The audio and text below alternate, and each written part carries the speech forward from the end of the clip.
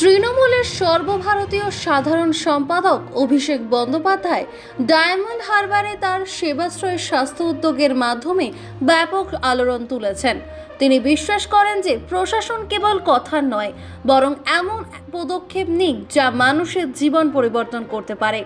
2রা জানুয়ারি থেকে চালু হওয়া সেবাশ্রয় পরিষেবা জনসাধারণকে বিনামূল্যে চিকিৎসা পরিষেবা প্রদান করে, যার মধ্যে রয়েছে স্বাস্থ্য পরীক্ষা, রোগ নির্ণয় পরীক্ষা এবং ঔষধ।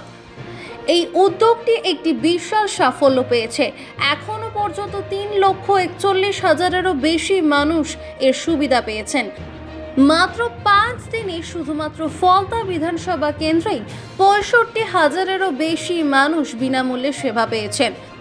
অভিষেকের এই উদ্যোগটিও জনপ্রিয়তা পেয়েছে প্রচুর।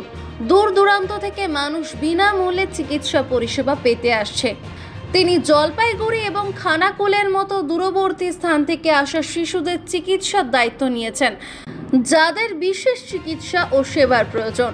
রাজ্য সরকারের বিদ্যমান স্বাস্থ্য প্রকল্পের কথা বিবেচনা করে আলাদা উদ্যোগের প্রয়োজনীয়তা সম্পর্কে জিজ্ঞাসা করা হলে অভিষেক স্পষ্ট করে বলেন যে তার লক্ষ্য বিদ্যমান পরিকাঠামোর পরিপূরক করা, প্রতিস্থাপন করা নয়।